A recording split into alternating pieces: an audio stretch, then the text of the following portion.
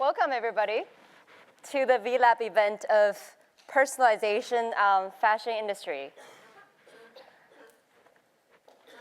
I grew up in China, and I wanted to share you with this picture. This is Beijing in the 70s. What is unusual about this picture? Fortunately, these guys can't see it. What's unusual? Everybody is wearing the same style, badly fitted clothes, except for probably this little girl there. Yearning for individuality is really in our human nature. And what you wear actually plays a huge role in shaping your individuality. So today, we're here to talk about disruption in mass style and how we can actually use technology to bring more personalization to fashion retail. And hopefully, we can do it in a scalable way. We've prepared a very exciting panel here for you, but before we get to the juicy discussion, I'd like to provide you with some basic context around personalization, especially as it relates to the fashion industry. Really, when it comes to personalization, as consumers, some of us want customized products, some of us want more relevant experience, and some of us want both. The reality is, today, we're not getting much personalization from the mainstream retail industry. But if you look at the history of fashion, from the very beginning of fashion industry, everything people wore was completely tailor-made, completely personalized. A man would choose his favorite fabric, take it to his favorite tailor, and maybe even work with the tailor to work on the design of the product. The tailor would take the measurement, would make the clothing, and probably go through runs of alteration to make sure the customer has a perfect fit. And the tailor, and then, would even probably deliver the product to the customer's home in person. That's the level of personalization we had in the beginning of this industry. Fast forward to the late 18th century. With the mechanization of the textile industry, clothes started to be made by machines. And with the invention of the assembly line in the 20th century, everything was made on the assembly line. There was no personalization. Consumers also started to shop in big box stores where you don't experience anything personal. Now, fast forward until today. Supply chain has become a lot more flexible. Design has gone digital. And data has become the center of many businesses. So really, the wheel has come in a full circle, moving away from mass production, the same shopping experience, and really much more towards scalable personalization. What are the benefits of personalization? For us consumers, pretty straightforward. We'll all have a chance to look like Brad and Angie with customized outfits, right? And we'll all feel like VIPs walking down red carpet with all the special services. Even better, we don't have to break our bank accounts for having this kind of special treatments. For brands and retailers, personalization really offers a lot of benefits. So if we look at the customization of products, typically when you buy mass customized products, the price point is anywhere from 20 to 40% more expensive than the mass-produced products. So it could be a really nice revenue driver for a lot of brands and retailers. Also, because of the on-demand nature of mass customization, you could really significantly reduce a lot of excess inventory, return rate, hugely improve the margin of the business. Mass customization can also be a nice channel for the brand to engage with the customer. Think about when you're configuring the product you're trying to make for yourself. If the brand can turn that design process into a really fun process, you can create a really wowing experience, generating invaluable really word of mouth and enhance the brand awareness. Now, on the experience front, if you are truly personalize every engagement, every single consumer touch point, and make it consistent across all the different shopping channels, from e-commerce to brick and mortar store, you can increase conversion. Your customers are happy to spend more with you, and your customers are happy to come back and buy more from you. So all these benefits can really have a direct impact on the business of the brand and the retailer. Now let's look at a couple of best practices. When it comes to mass customization, the most well-known program really is NikelD. Everybody here probably has heard of it. It was launched in '99, and it first offered on their website. And the first shoe, and some of the audience probably even bought some of the shoes, is the Air Force One. And now they offer countable options for customizable shoes on their website, from the very popular basketball shoes to the more classic canvas wears. And really their program is more than just a marketing scheme anymore. This has really become a true revenue driver for Nike. In the NikelD community today has 50 million members, and their market share from '99 has increased from 48% to 61%. And allegedly, this is data that I didn't get from the company, from a third-party source. Allegedly, NikelD is contributing about 20% of Nike's revenue today. And this service has extended from online to offline. I'm sure some of you probably have gone to the NikelD studios. There are about 100 of them across the world. You can go in there, make your products, interact with the fabrics, all the different colors and laces. So that's mass customization. We've got a best practice here. And now let's look at personalizing the experience. To be honest with you, it's really hard to name a big brand or big retailer that actually has done a good job on this front. I put Nordstrom down here really because of the mentality of personalization of Nordstrom.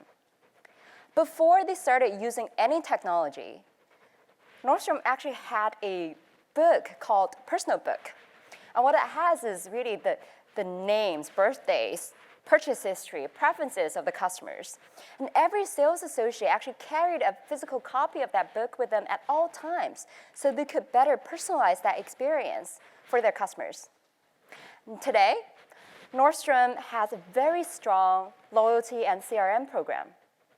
I don't know if there's any Nordstrom people here, you probably are happy to hear this, but they are really, not only are they tracking the purchases and all the rewards for the customers, more importantly, they're collecting a tremendous amount of data about their customers and turn the data into insights and analytics to drive personalization in their marketing, in their advertising, and in their merchandising. So for us in Silicon Valley, we first think, okay, now we've got data, we've got technology. Why is it so difficult to actually bring personalization into fashion retail? It is indeed very difficult. Some of the challenges here, the major ones, if you look at mass customization, I actually had some chat before the panel with some of my friends here. The mass customization market is still very much a niche market. 16 billion pairs of shoes were sold last year. 16 billion. Only 4.5 million were mass customized. And that, in other words, only 1 out of 1,600 consumers actually buy customized shoes. And there are a lot of reasons for that. The premium pricing, the longer delivery time, as well as actually just very little awareness of the customized options. Now, if you look at the experience front, bringing personalization to a big brand and a big retailer is really not a trivial task. There's a lot of complexity. And oftentimes, it could be technology, it could be complexity of integrating with their existing systems, or it could be just simply complexity of navigating through the organizational silo of a big brand and retailer. I'm kind of navigating through the politics as well. So the challenges are real, and they are not trivial. But here's the thing. Challenges and opportunities often go hand in hand. The challenges are big. The opportunities here are massive. Okay? So according to Euromonitor, the global apparel and footwear industry will hit $2 trillion by 2018. $2 trillion. If only 10% of that is driven by personalization, that by itself is a $200 billion market. With that, I'd like to turn to the panel after Katrina's discussion to look at the exciting opportunities and challenges in this industry and share more insights with the audience here.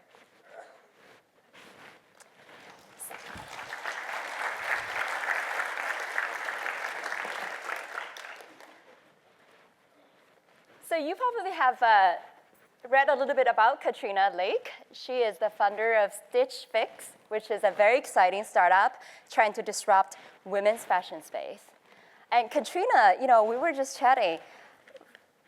For me, from an investor perspective, her background is truly unique. She's got fashion background, retail background, and technology background. It's very rare. Not only in Silicon Valley, in Southern California, in New York, it's very hard to find somebody with that truly unique combination of background. So I'm sure you will be very excited to hear from her presentation about how she's disrupting this industry. Thank you, Jenny. That's a perfect intro. And I think when Jenny mentions that there are no companies, no retailers out there today who are known for personalization and that Nordstrom is probably the closest one, our goal is for when that question is posed this year, 5 years from now, 10 years from now, that we will be the ones that you would think of. So I'm just going to take 5 minutes and just kind of walk you through what Stitch Fix is, and then also give you some context for kind of why we're here on the panel. So for those of you who don't know about Stitch Fix, we are a true retail channel, and we truly personalize. And so from a customer's perspective, you sign up, you let us know your general size and style preferences in a survey that takes around 10 minutes. You schedule a date on which you want to receive a Stitch Fix, and we will send you 5 hand-picked, hand-curated items by a stylist for you to try on at home. You simply try everything on at home, pay for what you keep, send back what you don't, and so it really feels like going to a boutique and having a store associate that you've known for a long time pick things out for you. It's really, no two fixes are alike, and we really focus on being able to deliver kind of like that best-in-class experience of marrying what people love about a brick-and-mortar store with what people love about the convenience of e-commerce. The way the business works, we really are truly retail. So when you look at how the business model works, we are much, much more similar to a Macy's, a Nordstrom, to kind of the traditional retail players that you know, because we buy things at wholesale, we sell at retail, we have buyers that joined us from places like Macy's, but the really key differentiator is that we use data, algorithms, technology in ways that retail has not leveraged in the past. So this is obviously a massive abstraction, but behind the scenes, the way it works is you can think of us as almost being a little bit like Pandora. And so when a customer is letting us know what her preferences are, she's filling out kind of like her set of preferences. And then on the apparel side, we've done something that nobody else in retail has done, which is to be able to create this massive database about fashion product that is cross seasons, cross vendors. A striped shirt from this season is different from a striped shirt from last season and might be applicable for different people. So we've kind of coded in our own way, the way Pandora does, the fuzzy side of fashion that helps us to be able to have this massive data set of not just kind of what we sell, who we sell it to, and why. And so, one of the themes that I like to talk about is this idea of it's not just data for the sake of data, and Jenny alluded to the fact that retail has become much more data-driven, but it's really important what data you have. And so for us, we have a guy who used to run all of algorithms and analytics at Netflix on our team, and we are able to figure out like what attributes are actually important. And so a traditional retailer might have things like they might know what color it was, they know what fabrication it was, Like they know the price of the item. But like, are those the actual most important decision factors for if this product is going to be a good match for this client? You know, especially in women's apparel, it's much, much more nuanced. It's how does it fit on different parts of her body? How does it fit with people with different busts? How does it fit with people with different heights? These are the actually important parts of understanding how kind of fashion and apparel works and how it works in combination with women. And one of the most valuable things about Stitch Fix is that we have over 3 years of this longitudinal data about what kind of product is working with what type of people, and we can constantly iterate and learn from that. So this is very much an abstraction, but really what we do is we enable our buyers to have best-in-class tools so that they can buy better. We enable our stylists to have best-in-class tools so we can style better, so that when our buyers are at market buying something for 3 to 6 months in advance, just like all the other buyers for Macy's and Nordstrom's who are at market with us, we literally know, do we have enough dresses with sleeves? Do we have enough blouses in this price point? Are we too heavy on the beiges and neutral trends because our customer feels like they wash her out? Like, we can really understand how our inventory is matching to our customer in a real-time way that's very, very hard for a traditional retailer to do. And then on the styling side, when our stylist is picking product for you, she has a sense, she actually knows what likelihood you are to be delighted by this product. And so we're able to know if you, as a customer, come to us and say, I'm looking for work dresses. When she looks at work dresses, the ones that are most relevant for you are gonna be towards the top. And it's totally up to the stylist. You might say, I'm going on vacation, I'm looking for flowy dresses that are great for Bermuda, and so she might go outside the algorithm and pick things. She might be inspired by things on your Pinterest board and pick things.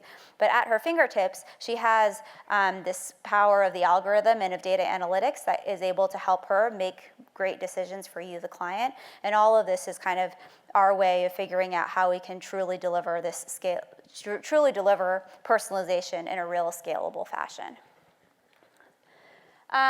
So our team, I was just talking about how diverse our team is. It's really fun that no one's done this in retail before.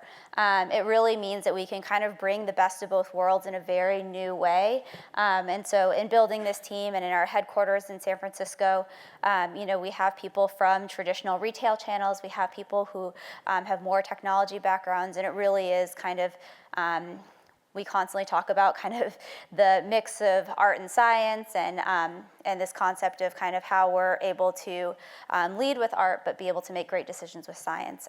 So I talked about Eric, who joined us from Netflix. My COO used to be the COO of Walmart.com. Margaret just joined us from Lululemon. We have a wonderful team, and really have been able to get some great retail talent alongside some great technology talent. And as many of you are kind of starting companies and thinking about starting companies, boards are super, super important as well. Julie Borenstein, who she's still on top of digital, but she's now the CMO actually at Sephora. She's wonderful.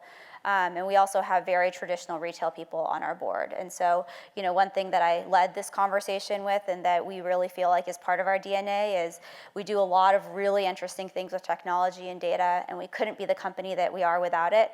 But at the end of the day, we buy at wholesale, we sell at retail, we just do it in a very different way. So really feeling like we understand our true roots in retail, but being able to supplement with technology is a big part of how I've thought about building this team.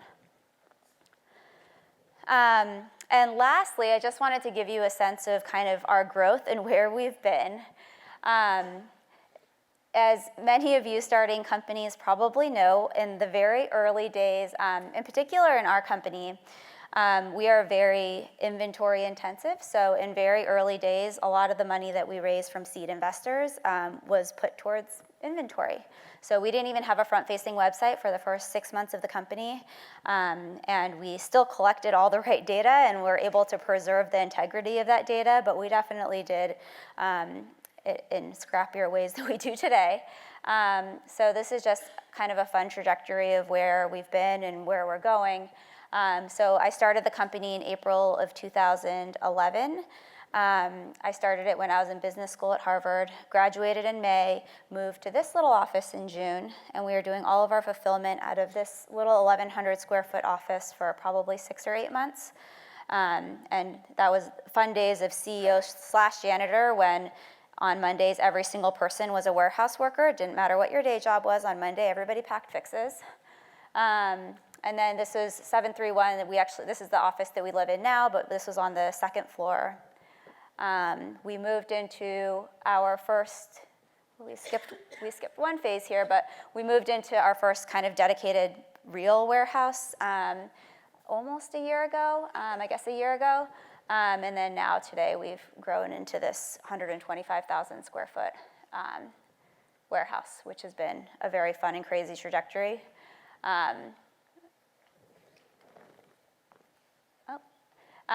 But another kind of reminder also of just, when you're really truly in retail, how important inventory is and how inventory intensive the business can be, and seeing that kind of trajectory in the warehouse is definitely a constant reminder.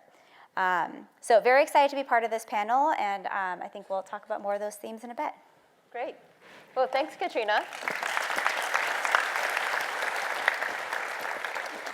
It's a very nice overview of her business. Also, a typical fashion retail startup, what it looks like. It's not exactly all glamorous and sexy. It can be a lot of hard work and behind as well. You probably worked as a warehouse worker for quite a while. So with that, actually a couple of things. I was reminded to actually get everybody to text your questions to, believe there's a number somewhere.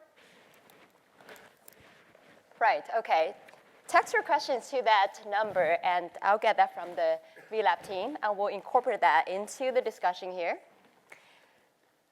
So we'll get started, and you guys know Katrina a little bit, and now this is Michael Zhang, and Michael is the co-founder of Shoemaker, which is trying to disrupt the menswear industry. I've got a lot of guys here who all need to probably, look sharp and smart every day and be well dressed.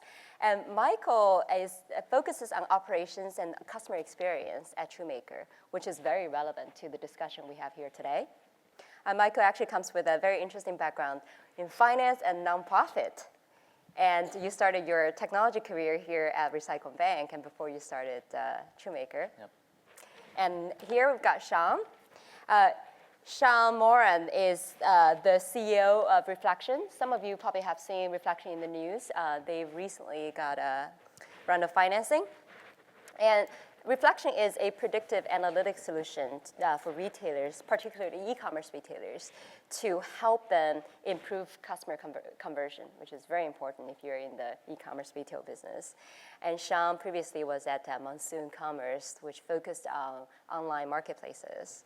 And in your past career, you worked with a lot of large retailers and brands, including Walmart, Costco, Best Buy, a lot of the big guys.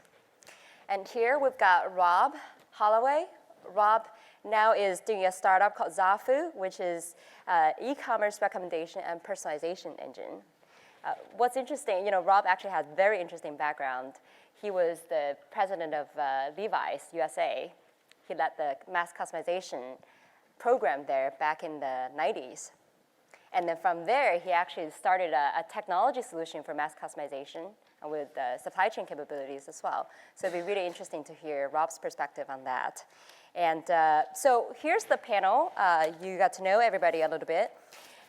We'll dive in right now, and perhaps we'll start with Katrina. Tell us, I think everybody here is dying to know how you all actually started to do this business, to start the startup that you are in right now. Sure. I'll start.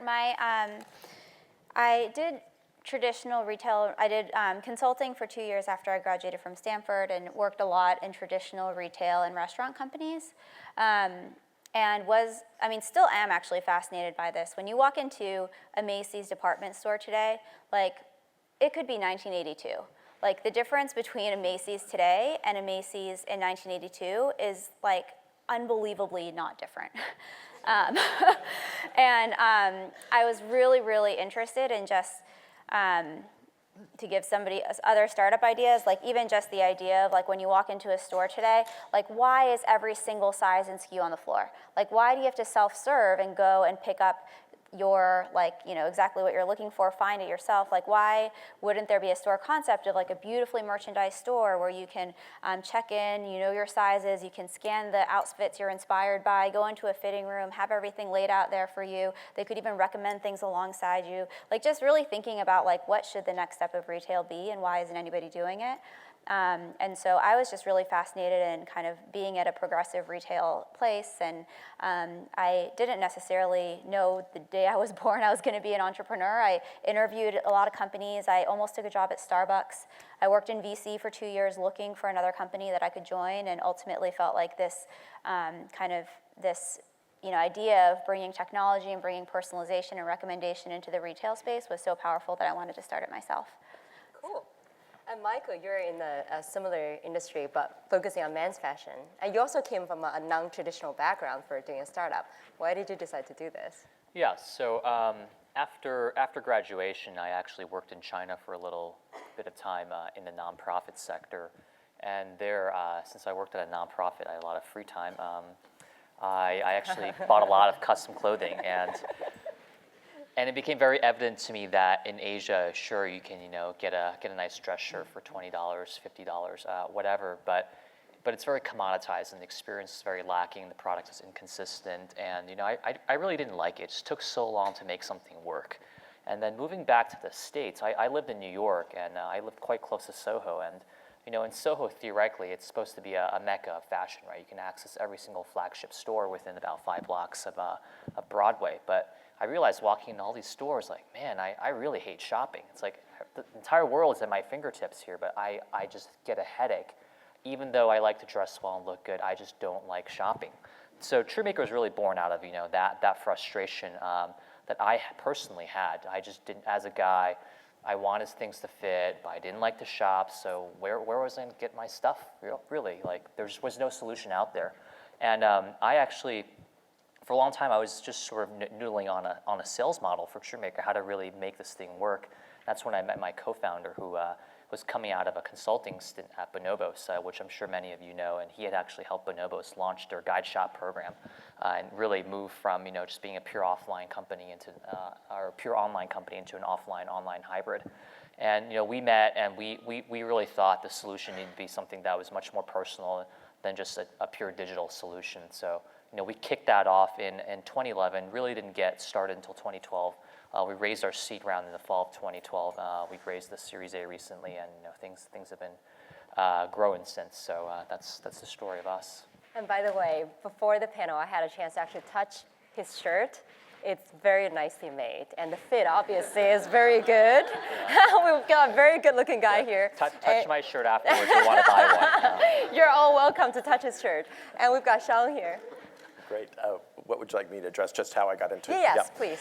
So I've been doing tech for the retail and consumer products industry for my whole career. So it's been the same arc and theme. And it's fun, actually, to work with business people and help them change and drive their businesses forward. And I've seen kind of wave after wave of technology through the time. And what is really fascinating is when you can rewrite the rules, right? When you can actually see a big change in a business from innovators. And it's really fun to work with those folks that are at that leading edge and really driving the industry forward and to watch that happen. So I started actually at Accenture at my career, and I was putting in computer systems and linking things together. And at that time, it was all process reengineering and efficiency, which was the big opportunity. And over time, though, this arc of targeting messaging, personalizing experience has been something I've been fascinated with. And so with the onset of a set of core technologies, the handling of big data sets, machine learning to do simulations of what customers are kind of interested in, I really saw this opportunity that we're really taking a hold of at Reflection, and it's finally really giving the customer what they want, which is really a curated selection of what you're most interested in buying. And what we're focused on is trying to help the industry that can't build this themselves, that can't invest in this, to have it served out of the cloud to them, and that's the focus of our business. But this, what we're really excited about is, again, the innovators who are seeing great business results because they're just giving a great, better experience to their customers. Great. And Rob? And tell us why you actually moved from a massive, large retailer to doing a startup, and now your second startup.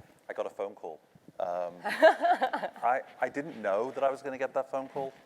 I was head of marketing worldwide at Levi's, and we had this really fun project going on in Boston, which was reporting into me, and we were doing custom jeans. I don't know if you've heard of Levi's custom jeans. Anyone ever bought a pair of Levi's custom jeans? Whoa, good. Well, we ran this. This team in Boston was the most fun thing to work with that I ever did in my career. The rest of the time was dealing with large groups of people, very long projects in a large company. And then I moved on to becoming head of the Levi's brand in the US, and one day I got a phone call from Sequoia Capital. And it was one of the partners, and he said, hey, why don't you come down to Savile Row and meet with us? And I was like, no, I'm doing this. And of course, it was like putting drugs on the table in front of me. I just had to see what it might be like. So I drove down, met with the team down there, and of course, I was intrigued because they made me a very interesting offer that I couldn't refuse, which was basically, this was pre-dot-com crash days. They said, how about if we fund you to start your own online B2C custom clothing business? And those offers don't come along very often. And so we went to the Gap, we went to McKinsey, we went to a whole variety of different companies and assembled a team. And we founded a mass customization company. What we very quickly realized is B2C wasn't the track for us. B2B was the track. And we ended up producing millions and millions of pairs of custom clothing for the likes of Land's End, JCPenney, QVC, et cetera, et cetera. And we got acquired in 2007. And it was almost like your introduction, Janie. I was seeing my career in front of me. We thought, well, what if, three of the founders who'd been in the first company thought, well, what if instead of dealing with products, we started dealing with data and everything that Sean was just talking about? And what if we could use data to start helping people find products that already existed rather than trying to make them new products? And we now work with leading retailers and helping them. They have great products, and our simple thing is we help their users find them. And we can talk more about how we do that later. Great. Well, the next question that comes to mind, really, is how in your business, and this is for Michael and Katrina, how you're actually bringing, what kind of work goes into the background to really bring that level of personalization to your customers? Michael? Great. I guess I can talk about personalization from how we approach it with our customers, which is we really think personalization in men's apparel needs to be as simple as possible. If you guys have ever gone to let's say a Hong Kong tailor, they'll usually drop 200 fabrics in front of you, say, please go choose. It's a very commoditized experience. It's very impersonal. And then if you go into a retail store, it's the same thing. Store associates are relatively unlikely to help guys. You're there to figure out all the sizes, all the styles by yourself. So when we said, okay, let's do a made-to-measure men's apparel brand, the first thing we did was limit the selection. So we focus on doing this company really as an apparel brand, having seasons, having limited launches, having custom fabrics, and we offer the customer no more than 40 selections at a time. Our goal is to really make it digestible. All our outfitters are trained to give guys selections, put entire outfits together. They're there to help guys basically make a decision. We think that's key to the guy having confidence in what they're wearing. So that's that on the front end of how the experience feels. On the back end, it's we made a big decision early on to build all our technology custom. Unlike e-commerce companies, which can oftentimes grab off-the-shelf technologies like Magento, everything is built in-house. We control the entire stack, and for a company that really wants to work a lot with data, sizing, personalization, it opens up a lot of opportunities now and down the road. We're finding as we expand our engineering team for the kind of products and experiences we want to build and layer on top of our current customer data set. Great. Katrina, I know you got a big engineering team as well, focusing on data and your own technology. Are you kind of going through the same approach? Did you actually look at some of the the off-the-shelf technologies in the market first? Yeah, I mean, most of what we use is also custom. Our model's so different. We don't have a front-facing e-commerce site. You can't come and browse product on our site. And so a lot of the traditional e-commerce tools out there aren't like as applicable to us. In terms of like how we personalize, I think I've alluded to a little bit on the data side and how we are able to create this data set that we can actually learn from and that we can use. I think the one thing I would highlight that I hadn't already talked about was that our average price point is around $50. So one of the interesting things when you're trying to personalize product and when you're in retail, you're buying it wholesale and selling it retail at the exact same cost and retail price as everybody else. The reason that we see no competition in our price point is because it's really hard to make personalization work at a price point that people can afford. And so that's actually kind of how we realized very quickly that we had to be a data and technology focused company, because in order for us to be able to make any money selling product at $50 price points at price points that Gap sells at, Neiman Marcus is like, and when you talk about personalization, like there's actually high-end personalization that does exist on the market today. But when you're trying to do it at a Gap price point, you've got to figure out how you can make your stylist very, very productive to be able to personalize, but also be scalable at the same time. Right. And so we've built like a lot of technology that's not necessarily like e-commerce technology, that is actually more around how can we like harness the data and provide relevant recommendations and make our stylists like very successful and productive. So my experience looking from the VC perspective, for startups, B2C e-commerce startups, it's relatively easier for you guys to try to address the data problem and trying to personalize your offering.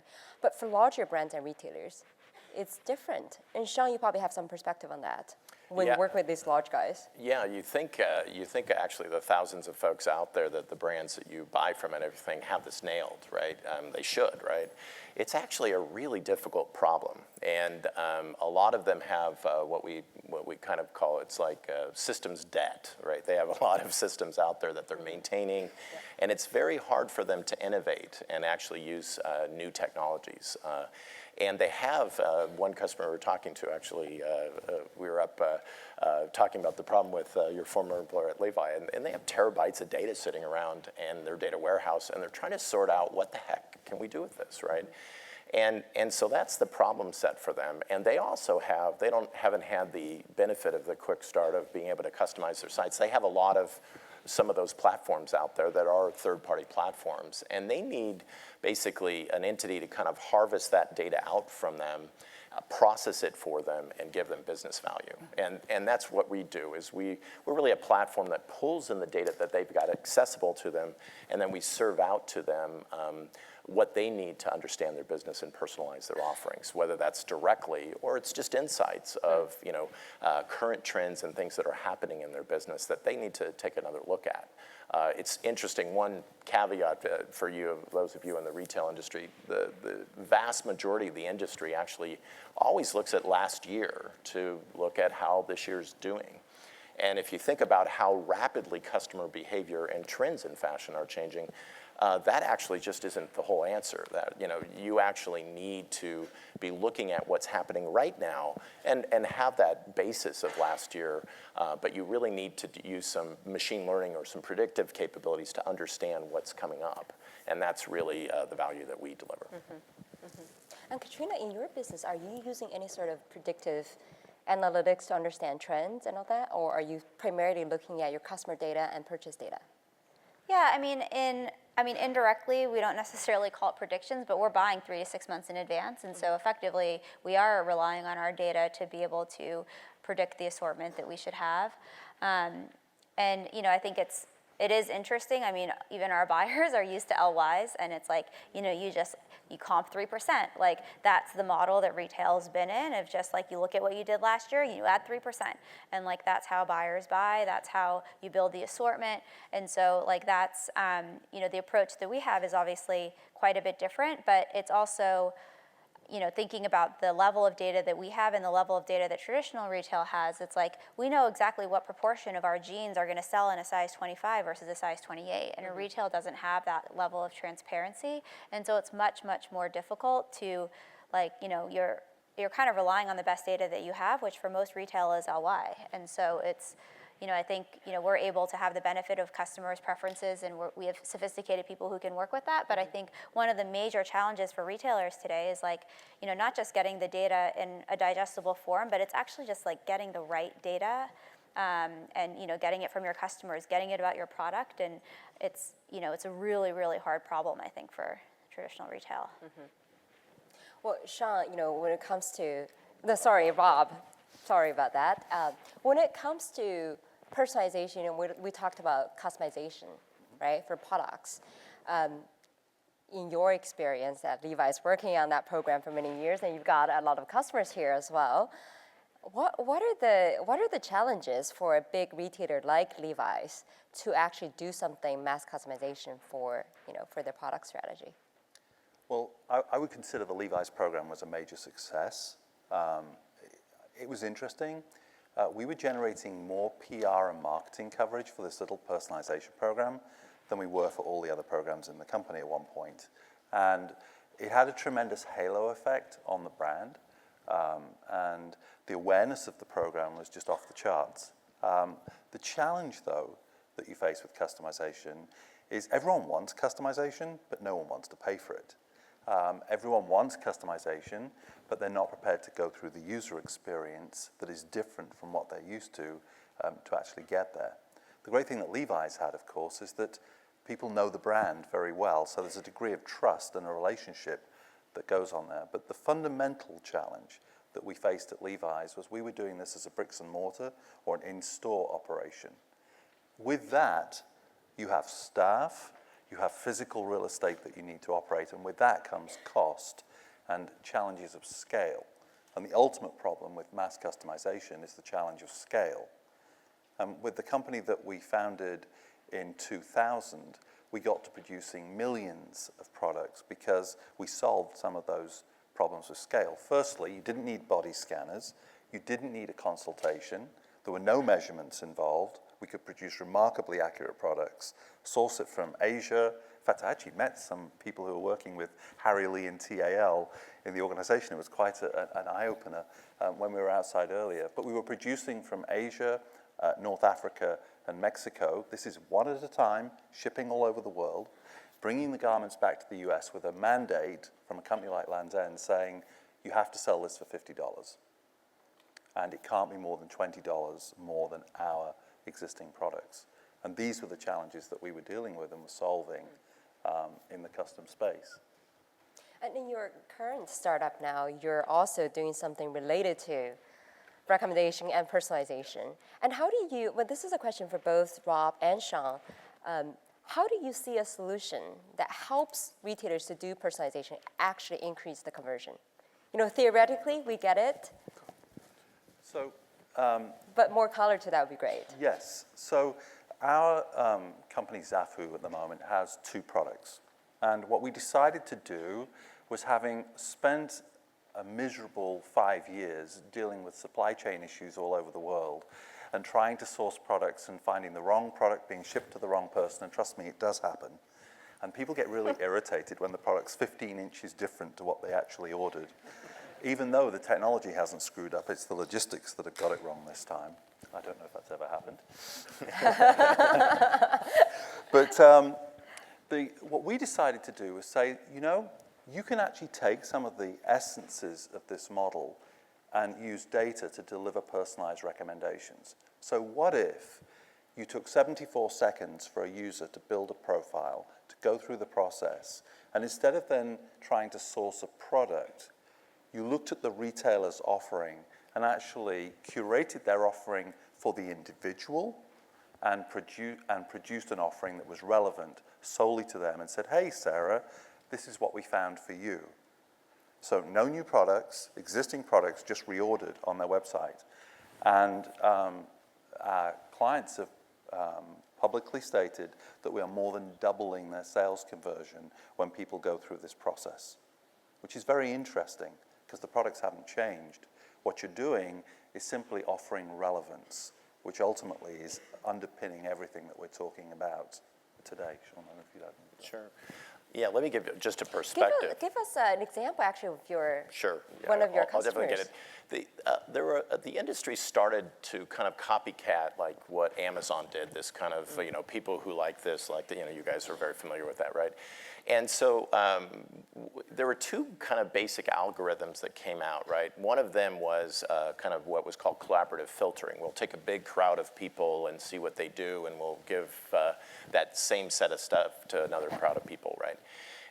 And the other thing that emerged was kind of rule-based engines, where if it's a woman and she's a returning shopper and she's in New York and it's rainy, we're going to offer this, right? And what happened with those types of solutions is they kind of had an effectiveness. They moved the needle, but they break down, and they break down for the same reason that we have two great businesses being built here, and that's that you guys aren't average. Most of those approaches would have you be one group, or maybe all the men and all the women, and you're all individuals, and what you're interested in shopping for today, and acquiring today, and discovering today is different from each other. And so the real challenge that we had is O'Neill Clothing was our first customer. We installed them last July. They're a brand that wholesales surf attire for men and women. Okay, very great brand, very cool. All kinds of high performance, board shorts and things like that. And in the surf shots that carry the O'Neill Clothing, it's always this very personal assistant approach. What are you looking for? Where are you at with your surfing? Are you out there, every day? Is it an occasional thing? Is this more of a lifestyle board short for you, right? And they wanted to recreate that experience online. And so they actually came to us to really be very, to have that experience where the assortment that came to any visitor started to really coalesce around what that person was buying and what that person was browsing for. And so it was a very simple notion, right? But if you're a retailer that has women's brands and men's brands, actually gender identification alone for visitors landing on your site is a key thing, right? And so we've worked out a lot of techniques, a lot of technology for machine learning and for trapping and really building individual user profiles that allows us to kind of create as close as you can electronically and without somebody signing on and giving you a profile, that feeling, that sense of personalization. And that's what reflections back, that's the name, right? We're trying to reflect back to you, your interests, your buying patterns, what you're all about, and trying to do this in a very light, kind of easy to deploy way for a lot of folks that have a lot of technology in place. And we mentioned Magento. O'Neill Clothing is on Magento, right? And that stack doesn't have anything like this. And so we were able to overlay on top of that and provide that experience. It's an interesting question, though. I think like what you're talking about a little bit is the difference between explicit and implicit data, and you can kind of boil this ocean of implicit data to try to guess, is this a man or a woman? Is this person looking for a lifestyle or performance? But I've always, for us, we just ask things explicitly, and we can do that in some of our way. But it would be super interesting, I think, from a user. I have 10 weddings besides my own this summer, and so I'm constantly searching for dresses to wear to weddings. And so if I could go to a site and literally in 5 seconds identify, I want to go to a wedding and these are my measurements, and if they could actually show me 10 things that were relevant like that, I would be willing to share that explicit data to be able to get that good of recommendations. Have you tried navigating that, getting more explicit data? How has that worked? Well, in fact, my take on the kind of the way this is going to go, just theoretically, is I think that the loyalty programs and the profiling programs are the explicit route, right? They're essentially people who you're delivering value to, and they believe they're kind of entering into a trust relationship with you and delivering value. And I think there will be the implicit approaches, which is, I'm a frequent shopper here. I discover products on your site. Can you do a better job for me? And I think actually, I think as we find in retail over time, I think there'll be a lot of good answers, right? And I think, great retailers and great brands will find those answers for their customer groups. We've all learned quite a lot about each other's businesses here. We've got two B2C businesses here, two B2B solutions over there. Michael, do you think with personalization solutions like this, would you still want to actually build that engine, continue to build that on your own, or would you actually consider using some of these solutions? Yeah, I really identify with what Katrina said, which is, especially for guys are very, very willing to trade explicit data to get to an immediate solution, right? And Truemaker is very much viewed as a solution to a man's closet. We start with, built-to-fit shirts because they help us capture the data set about the customer, the measurements, his preferences, where he normally shops. Those things are all gathered in person by an outfitter, basically a stylist who's there to build trust and comfort with the customer and capture these explicit data points. What we're actually doing this year is we're taking all of that data and we're expanding it from a company that just does built-to-fit shirts into a company that does multiple categories and verticals. So we're launching belts, blazers, sweaters, all kinds of other accessories. A lot of this stuff will actually be off the rack, but we're taking all this previous customer data and we're using it to inform our buying decisions and then using it to start building out styling. So I absolutely agree. I think there's a lot of implicit data to be found in the world, but for men especially, which is why I find this challenge to be wonderful and fascinating, it's all about getting them to that happy place as fast as possible, which in their minds is something that fits, something that makes me feel good, and something I know when I'm wearing it makes me feel good and look good. So for that, we want to collect as much data as we can up front, and guys are more than willing to give it to us because they're desperate for a solution. Guys hate shopping, So in that case, for you, Rob and Sean, are you guys, kind of going after startups here, or you're going after more medium-sized or large brands and retailers? So can I come to that in a moment? I'll offer you a contrarian point of view. If you talk to most e-commerce players, they look at their business in terms of users to the site, and then they have what they call a funnel, which finally comes down to add to cart and purchase. I hope I'm not talking foreign language here at this point. And what happens is that the funnel decreases very rapidly. What we have seen over the last 10 years is that the moment you try and engage a consumer to extract explicit data from them, in other words, you deal with profiles or you start asking questions, your abandonment rate starts to go up. Yes, you do get loyal users who will go through and people who have specific problems who need an issue solved. I'll do this and it'll help you more. So you do get, can you hear me now? Great. So you cannot solve this problem. 100% of people will not fill out profiles, so you do need to use implicit data. And I completely agree with Sean because that's exactly what we're doing, is that you can use implicit data with data scientists and algorithms and machine learning and everything else, and we won't get too much into the technology tonight, to learn about the user really quickly. We can learn so fast that we don't need to think about what happened a year ago. We're looking at the retailer site, what happened 1 hour ago, and reordering products on their site that are relevant for that particular day, because that's what their users are coming to. I don't care whether it's the weather that's driven it, or there's a price promotion, or whatever. That's not what's important to us. It's this behavior that is on the site, which is implicit data, and that then generates changes in presentation, and the key word which was earlier, which was relevance to users as you go forwards. So in that case, you're kind of gathering all these passive data on customers for your customers. Are you also trying to bring other data sources to kind of enrich that consumer profile? For example, social data. Yes, yes, and yes. There's a lot of discussion at the moment going on about what data sources are actually valuable, whether you can take Facebook activity and import it into your mix and actually make it useful.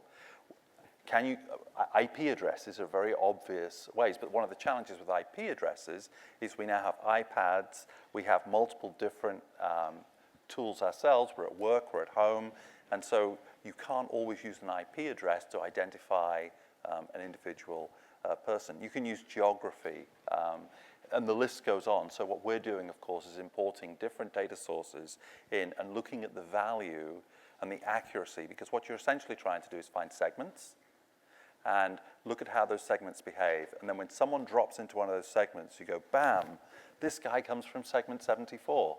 That's how these people behave. So we've got more chance if we do something for that retailer for segment 74, than if we just give what the retailer does today, and Sean was completely correct, which is just a static presentation that doesn't change. Everyone sees the same damn products.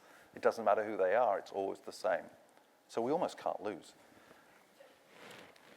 Yeah, just on this point, I think it's really interesting. The big data challenge, and Katrina kind of mentioned it, is when we bring on a new retailer, we actually interrogate sometimes millions of attributes of transactions, of product, of everything, and find the ones that matter. Find the ones that are actually driving their business. And then we build a tighter kind of model about those things that are influencing, and we score that kind of individually for shoppers for things that are going to really affect their preferences, and then we build it from there. And that's the challenge, right? There's a lot of hype about how some of these other data sets, both social data can be used and other data, so third-party data collection. The trick is finding the stuff, the rich veins in that actually do make a difference. It turns out consumers, no big surprise, rely a lot on reviews and recommendations. So that actually carries a lot of weight for them. So that kind of sentiment data out there in the social realm is very relevant, right? And there's a lot of other applications that are great. The trouble is you can chase down a lot of blind alleys with this. And what we've learned to do is basically do those crawls, pull it in, and try to find out the things that are mattering, that are really affecting the business, and trying to focus on those items in our models. Great. Well, we actually, we're half an hour into the conversation, so we need to kind of wrap up the discussion here and try to actually bring some of the juicy questions I got here. I'm dying to ask these questions. But before we get to these questions, I have a one question for Michael and Katrina. We talked about, this is kind of to broaden the conversation a little bit. We talked about using data to drive personalization. Are you also using data to drive other parts of the business? Yes. So that's a good question. I mean, we use the data in our buying and sourcing process, which I don't think any other retailer really can do. That's a really, really powerful way that we use the data, in a way that, like, when we're growing really fast, we can't rely on LY, and so it's a way for us to be able to know, to take a stab at what kind of assortment we should be buying when we're buying 3 to 6 months in advance. There's other places too. I mean, figuring out, like, which stylist should we match to which customer, in the same way that we have an algorithm that looks at fit, and algorithm that looks for fit for moms. Like, we can have an algorithm that looks to see, like, which stylist would be best for each customer. There's all kinds of different places where we can apply data to be able to do our business and serve our customer better. But the lens that we really use, and because we do rely on a lot of explicit data, and because we do ask our customers to share that with us, the lens that we really use is that we only collect data from our customers that we are going to act on in a way that will markedly improve her customer experience. So we have very high completion rates to our profile. We could totally add additional questions, but if we're not going to actually use the answers to those questions, if we're not actually going to use her, like Facebook is a great example, we could ask her to Facebook Connect, but honestly, we haven't quite figured out how we'd make that useful for us. Pinterest is much more valuable, so we have her link to her Pinterest, and we don't have Facebook Connect on there. So unless we can show her and use her trust in a valuable way to improve her experience, we try not to get data for the sake of data. So. To answer your original question, we use data and algorithms in lots of places in our business, and I think there's still a lot more opportunity at places we can. Mm-hmm. And Michael, for you, I'm sure you're using data for many other parts of the business as well. But really, how are you addressing you use a lot of outfitters going to take measurements for your customers, right? How do you balance scalability and personalization for your customers? That's exactly where technology comes into play, right? A human being is only capable of managing so many human relationships if they're keeping track of everything in their mind. So a lot of our technology investment and a lot of our business investment goes directly into our business backend. And for our outfitters, that means building really effective tools and always being as forward-thinking as possible in looking at solutions that help them expand and build their business. We think of our outfitters as almost our second kind of customer. And in many ways, they're more important than our primary customers, because so many of our customers come through the personal networks of our outfitters. So all the customer data we have is leveraged right now into a CRM for our outfitters that helps them engage with their customers, check up on their customers and develop personal relationships with them. It's being funneled into a mobile app that we've launched for our outfitters as well. And then in addition, we use a lot of that data to really just cut back on operational mistakes too. So one interesting place we do that is with measurements. When you have the data of tens of thousands of customers already, not just their body measurements, but you also follow them through the entire customer experience, and you know how well they like their fit. And then on a scale of 1 to 10, how well they're likely to recommend. And then you can see and you can track them for all these explicit actions, how many friends they actually referred to Truemaker afterwards. You can build a pretty good guess about, from the beginning, did I take good measurements? Did I make sure things fit him? And did I do everything else correctly? So we actually have some really interesting red and green flags in our system where it gives you 90% confidence intervals for whether someone's measurements initially entered were even correct. And that's actually been a great training tool because we loop all that data back. And our goal is to, let's say, use that to improve the training for our outfitters and use that to improve early outfitters who might not have had the best training, but then are out in the field and need a little bit of help, guidance on measurement. So there's a lot of cool customer stuff you can do once you collect that data, and especially if you're marrying that with a stylist sales force that's building a personal connection to the customer. Great. I just want to make a point. Part of a vision we have really is applying predictive analytics across a retail and brand business and other areas like Katrina's mentioned is if you think about traditional retail, in the supply chain is a lot of asset and balance sheet value. And so applying data and predictive analytics, particularly into demand and flow of that is going to be a key area for sure. There's a lot of very sophisticated systems today, but a lot of them aren't actually using some of the newer technologies to do it. And so some of the customers we're working with are really interested in kind of micro assortment planning, right? They have all kinds of channels of online through retail partners, direct retail, and retail partners, in store as well. And it's a very complicated puzzle for them. And actually, them applying some of these techniques to spot the spots where there's opportunity or where they're missing opportunities is really valuable to them because these are very complex enterprises. So I think beyond the realm of personalization, I think we're going to see this whole wave of data usage and analytics kind of flow through the whole industry. I think I've seen these waves in the industry, like when we got accurate point of sale data and how that drove inventory replenishment. These things will be 10 years running in the industry, I'm sure, because there's so many facets of these big, complex businesses that really can benefit from this technology. I have one more question to ask the panel, and then I'll go to the audience questions. So this question is really for Rob and Sean. When you're selling into, this is about selling to, I'm sure there are a lot of B2B businesses here who are trying to sell into large brands and large retailers. What are the typical challenges trying to sell into these guys? And what would be your key advice for folks in that space? Every retailer wants to innovate. Every retailer doesn't want to change. That's the first thing. They have a way of working.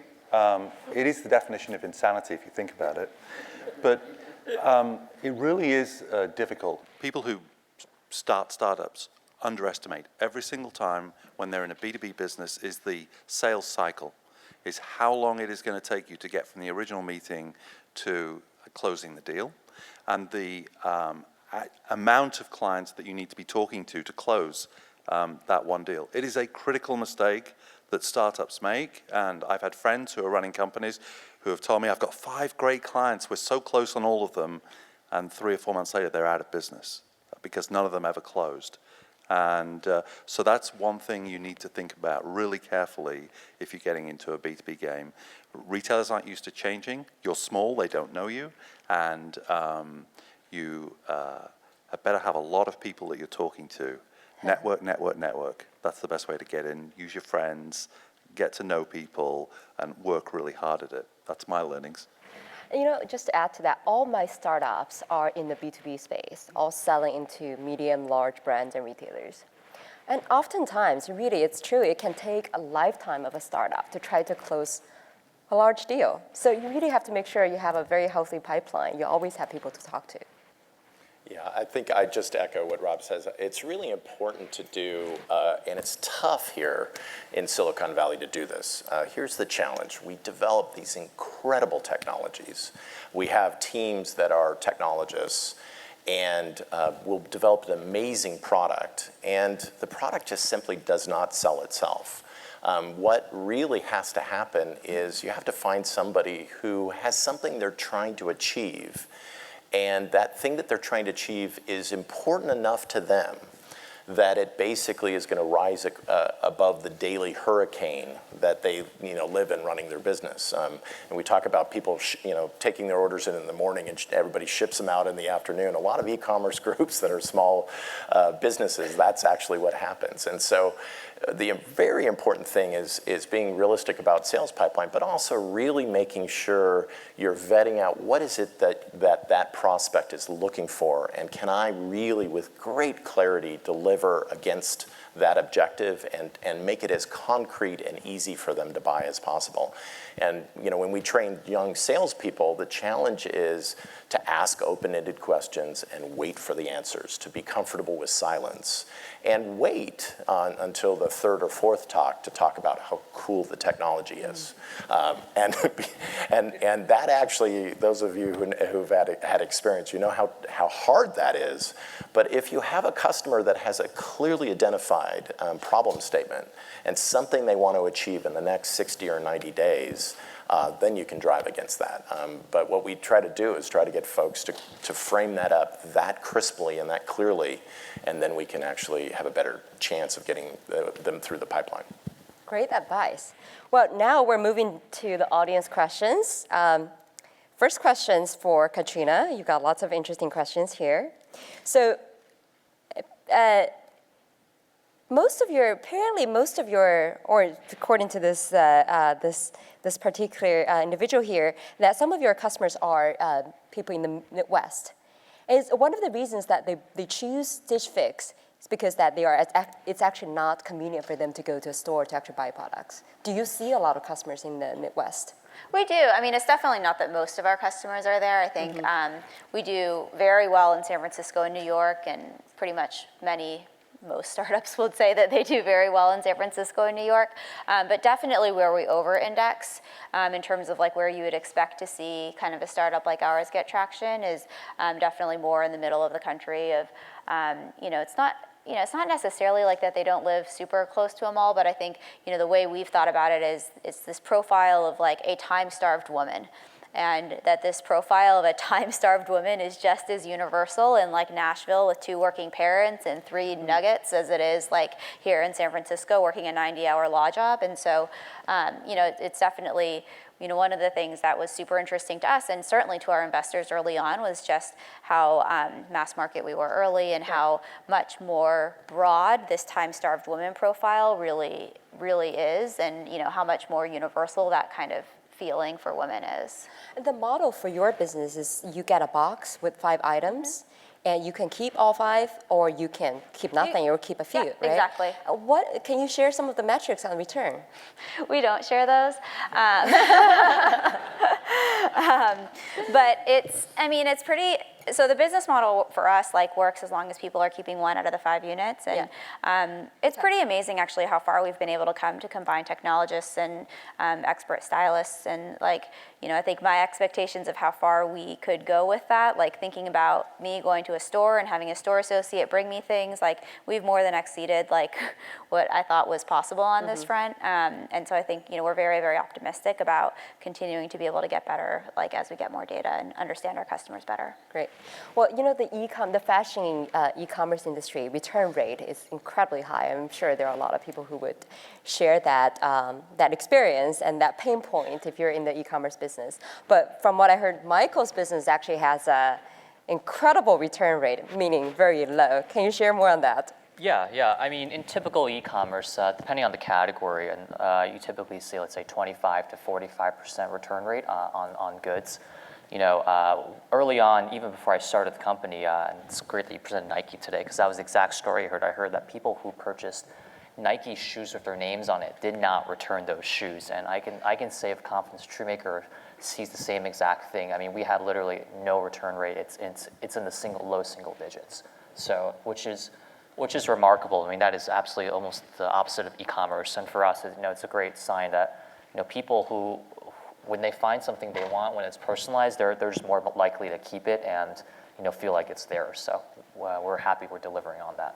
I mean, the return rate is an interesting one because, I think in our world, in women's apparel, like the comparable companies for merchandise like ours, their return rates are in the 50s, like literally.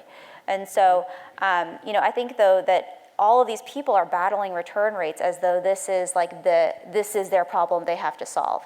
But like, I wonder if that's part of the shopping behavior that makes a good customer experience. And like, that's what being in a fitting room is. And like, there's a lot of people that are trying to build this like, step into this spaceship and we'll measure you and get you the right fit. But it's like, the thing's gonna show up and it might fit right, but you don't want it. And it's like, it has nothing to do with the fit. And so I think there are like a lot of, I think I challenge the question of like, do you really want a return rate of 0? Like, is that the best customer experience? And then B, like, are you really optimizing for what's right for the customer by trying to like, create all this crazy technology to like reduce your return rates by 5%? And like, are there better investments that you can make in your business to improve a customer experience? Mm-hmm.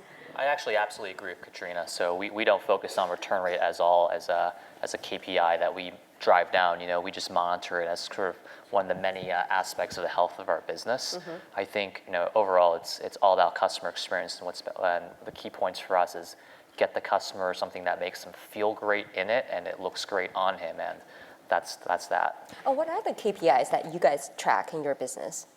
Name 2 or 3. Well, I mean, revenue to start, right? Sure. But more than that, we have a whole set of KPIs devoted just to, our outfitter activity and happiness.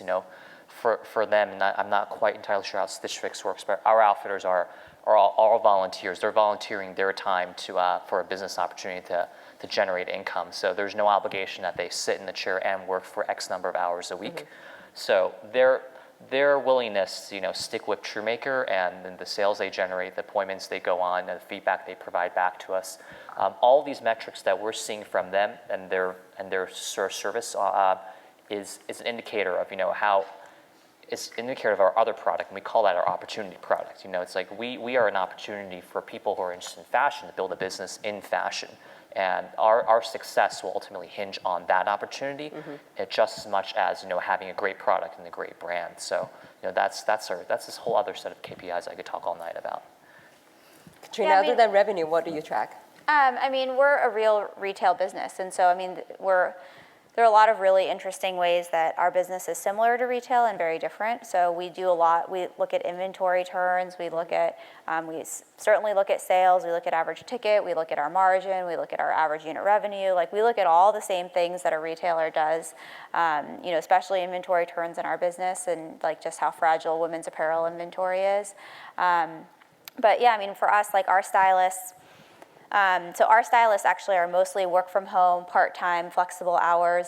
They're not contractors, I think, like the Shoemaker ones would be. Ours are like employees, and you can almost think of them as a parallel to store associates, except that they're much, much kind of like more powerful. And so we have this amazing workforce of primarily women who work from home and appreciate being able to have flexible hours, and she can log in style fixes, and we can see like how much are her clients buying, how delighted are her clients. Client delight score is a key metric for us of like seeing how successful stylists are and ultimately how successful we are. And we get tons of feedback also around like, how did this garment fit? How is the price? How is the cut? How is the style? And all of those end up being metrics that our buying team will watch. So, it depends on kind of the group that you're looking at, but, at the end of the day, our core business health, we are probably, a lot of the public retail companies out there, like, we're gonna be held to the same kind of standards and the same, kind of business core metrics that they see, but we have a bunch of other ones that we can add on addition. Like a Banana Republic has no idea how productive this one sales associate is or how delighted did she make her customers that day. So we are just able to add this kind of additional layer. Mm-hmm. Now, with the two B2B solutions here, you're both SaaS business, right? How are you tracking your key performance? Yeah, so it's really easy, and for the Other than entrepreneurs revenue. out there in the B2B side, there's just some things that you'll quickly learn you need to track, which is typically annual contract value is a key metric. That's really what you're booking, basically, and then monthly recurring revenue becomes very important in SaaS businesses because they're subscription-based businesses. The number of customers we have is obviously a very important play, and that customer composition of being on one or two products. We have a lot of operational metrics as a SaaS platform that we look at to make sure our uptime is in the 5 nines. We're growing and serving the number of user models and profiles we're building and the number of page views we serve on things. But the SaaS-based business at early stages is fairly simple, actually, in terms of the metrics you follow. It's really more of a discipline to actually track those data points. Mm-hmm.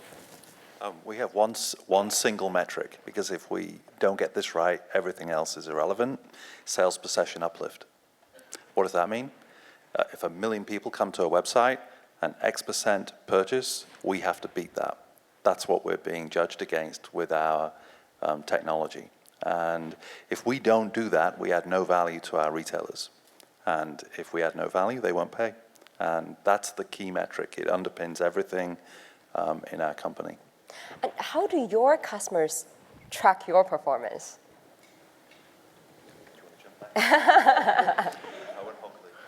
So for us, what we do, and this has come through a lot of trial through a career and a lot of other folks' experience, but we actually have found that we actually adopt their workbench and look at the same numbers, and we agree on what the targets are for increase in revenue visits, conversion rates, AOV, page views, whatever the e-commerce side of the business is pretty standard, and we have targets, and we look at how we achieve those. And what we'll do is we'll start to break that down and look at situations where we're converting very effectively against kind of what was in place before, but maybe our AOV is not very good, our average order value, for those of you not throwing out these acronyms. And so it's that set of metrics, and literally while we're doing our deployments and reviewing the business with customers, we'll just sit down and look at those metrics together and see how are we doing. And it's really, I couldn't agree more. It's those metrics are our metrics, right? They're our customers' metrics, they're our metrics. And by sitting on the same side of the table and really taking the attitude of saying, I really want to build your business, I want to make you successful, that's the best way to be in the services business, is to really take that perspective on every one of your customers. We provide each of our clients with their own dashboard where they can get into a very detailed analysis of how we're performing. What's critical is that they are tracking through tags and everything else their own business, and that what we need to do when we first launch a client is be sure that their tracking of our performance is the same as our tracking. Because once you have a variance in that one, you get into all sorts of different problems. And they can go onto a dashboard and literally analyze how we're doing by hour, by day, by product category, in many different ways. And everything Sean said is true. This is a question from me, actually, looking at, I just realized both of you are kind of in the e-commerce space. Both of you are in the e-commerce space. Everybody's in the e-commerce space.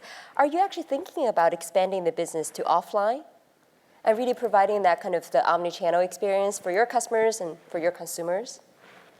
Yeah, I can take that. It's a core part of what we envisioned in establishing Reflection.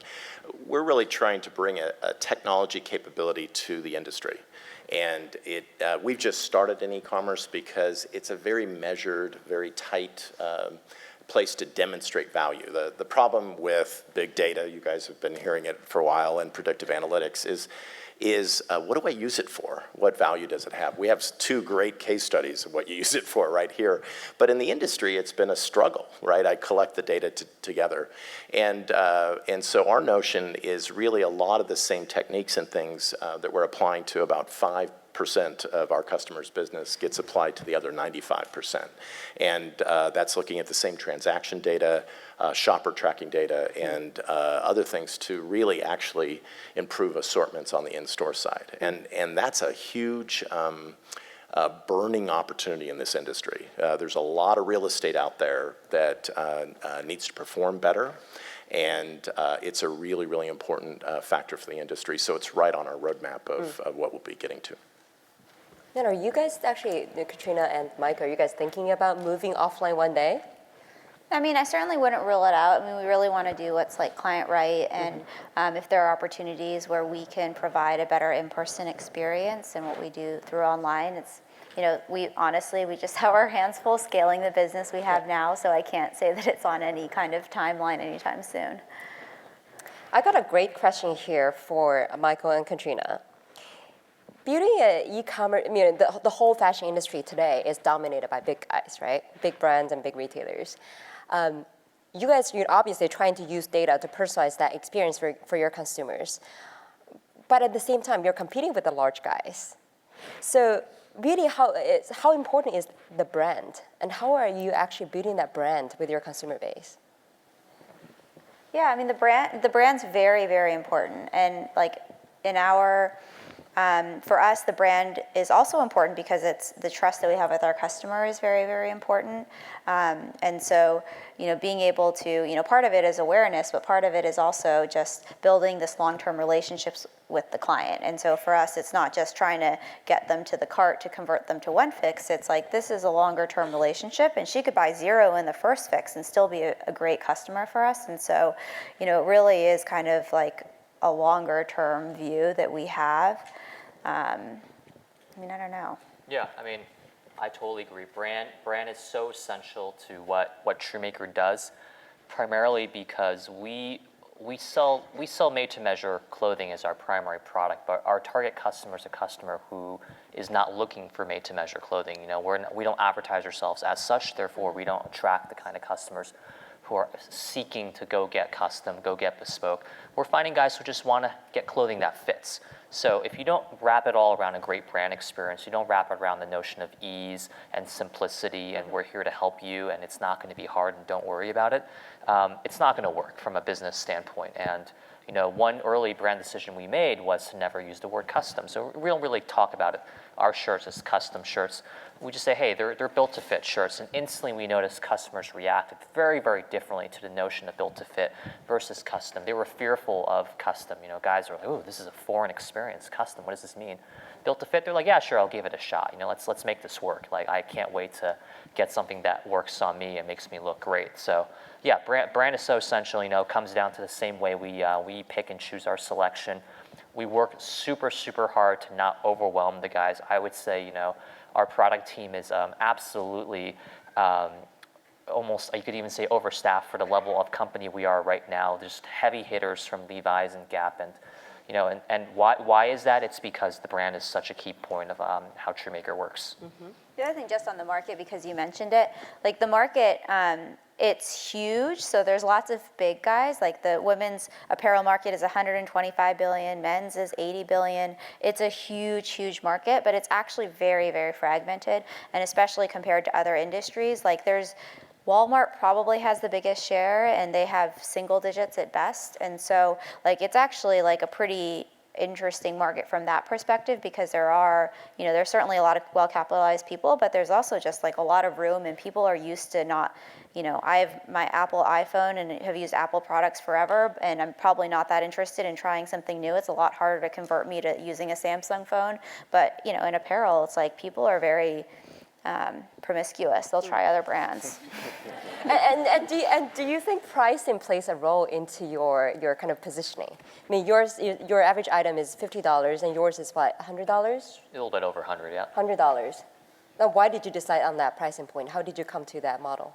You know, for us, we want to offer shirts that are built to an incredible quality level. You know, and this comes from my own personal pain point as a guy. You'll spend, let's say, $60, $70 on a shirt, but it'll start to fall apart. And you know, we really approach our product from a notion of value. So yes, you know, you might be spending up, and we poll our customers. We find that most have been spending up from what they'd previously been buying. But the product and the experience we guarantee you is designed to be so much better, and the product is designed to last so much longer. You get your value out of the shirt. You know, I think most guys would rather have this shirt that fits great every single time they pull out of the closet. and it's a shirt that they want to wear for the next 10 years, and it's actually going to last for the next 10 years. And if a button calls off, you make one phone call and it gets replaced.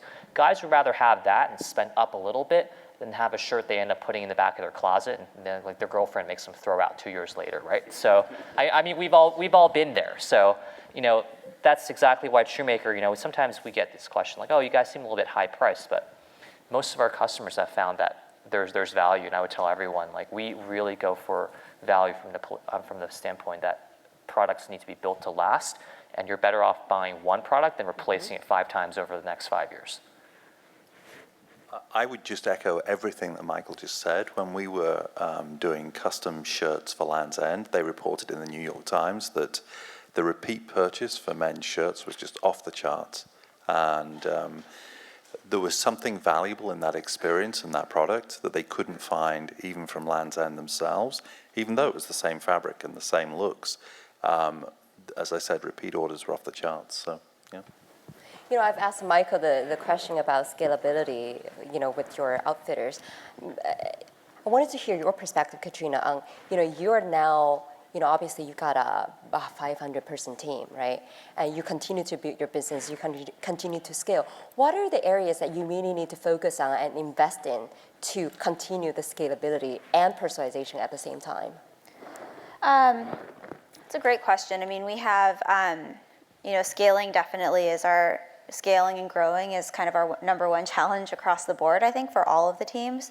From an infrastructure and business model side, like, we spent the first couple of years figuring out how to run the business, and I think it's less now like figuring out how to make that work, and it's really people and culture. And so, I mean, when we have an organization of people as diverse as, kind of having data engineers and having stylists in the field and having a warehouse, and figuring out like what does working at Stitch Fix mean, what does Stitch Fix mean as a brand, and being able to our stylists are the closest point of contact to most of our clients. And so, being able to scalably take the vision that we have and to be able to arm our stylists to understand it and be able to continue to live it.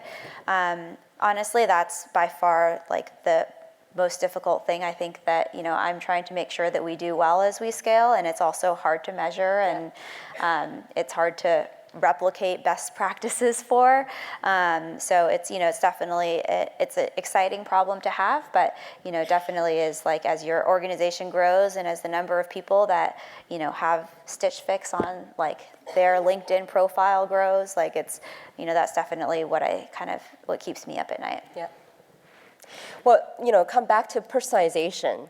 I talked about in the data of by 2018, the market will be, the footwear and apparel market will be $2 trillion for the global market, right?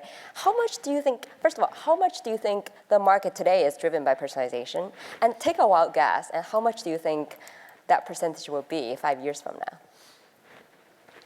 I know it's kind of a wild question. I mean, I think it's single digits, right? Today. The opportunity is absolutely immense, right? It's like e-commerce right now only makes up 9 to 10% of all sales. So if you're e-commerce focused, you can only expect that segment to grow. But on a personalization basis, it's so much lower than even e-commerce, the slice of the market. It's single digits. No one has really done it. You have a lot of entrenched retailers making their billions, focusing on the business models that have always worked. I don't know, for example, I learned when I finally got into the apparel industry that when you were designing for a new season, you're designing 18 to 24 months in advance. So just even things like that can be rapidly shortened, and it's all fertile ground for startups to grab territory, because in the next 20 years, who knows, the next multi-billion-dollar retailer is going to be omni-channel, offline, online, does great at both. It's going to do personalization super well, and it's going to be incredibly data-driven, and that's really where it's going to be headed. Yeah, one thing I would want to remark on just that question is we're in the middle of actually a personalization process here. It doesn't seem like it, but again, I've been unfortunately in the industry long enough to know that this is the case. And it used to be actually that every store in a chain had the same assortment. It really did. It was a little bit like the photos you opened the session with. But there's a tremendous amount of assortment planning that happens for different specific store locations. And that's definitely personalization. It's learning what basically customers in a section will do.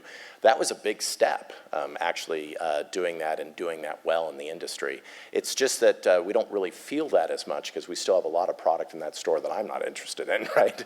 And the question is, how is this really going to come to the store floor? I think it's a fascinating one. We'll try to be part of that solution at Reflection, but it's going to be a hard one because that's a hard problem to solve. And there may be tablet technologies that give us those experiences and other things, but it's going to be tough to get there. But we're on a journey, and we've actually come a ways down the journey already. We're with the core definitely on the locations. journey, and on that point, I'd like the panelists actually to, if there's one thing that you would like the audience to take away today, what would be that one thing you want everybody to remember from today's panel? Katrina? I think,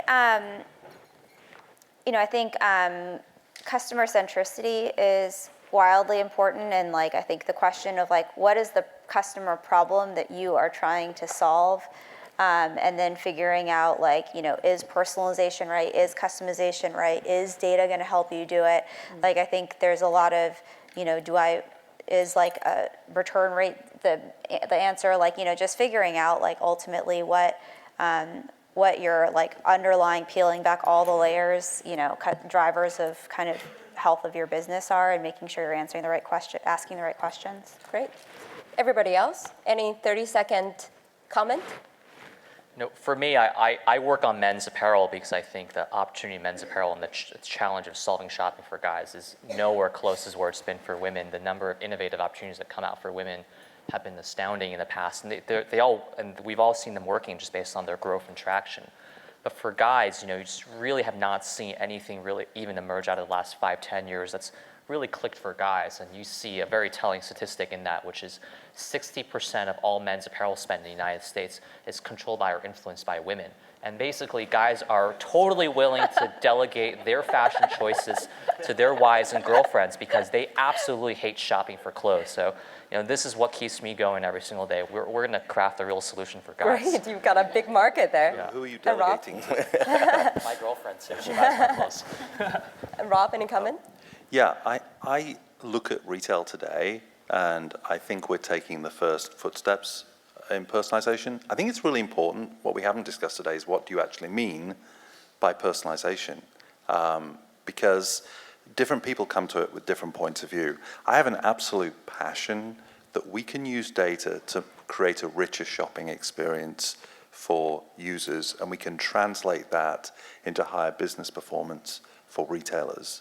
And it doesn't matter whether it's implicit or explicit data, we will improve the shopping experience from the static environment that you see today. And the leaders are not sitting in here. The leaders at the moment are Amazon, and they grew their business by more than $11 billion in 2012. And that was more than the entire sales of the number 2 retailer online in the US. And they're the absolute leaders in personalization at the moment. And they're the benchmark to which we're all judged, if you think about it. Yeah, my parting thought for all of you is to challenge the status quo as you look at the industry. Take a problem in the industry called returns, high return rates, and you can make it into a business model. Take a problem of trying to do appropriate sizing and make it into a business model, right? I think there's a lot of things still in this industry. We look at B2C conversion rates between 2 to 3% of visitors to people who buy. And it's to really challenge the notion that it can't be better and that we can't actually, in the problem, find an opportunity to actually build a business. And again, I have tremendous respect for entrepreneurs who find a way to turn that around and make an opportunity happen. Great. Well, that wraps up the panel discussion. And please join me in thanking the panelists here for the really awesome discussion. Thank you very much.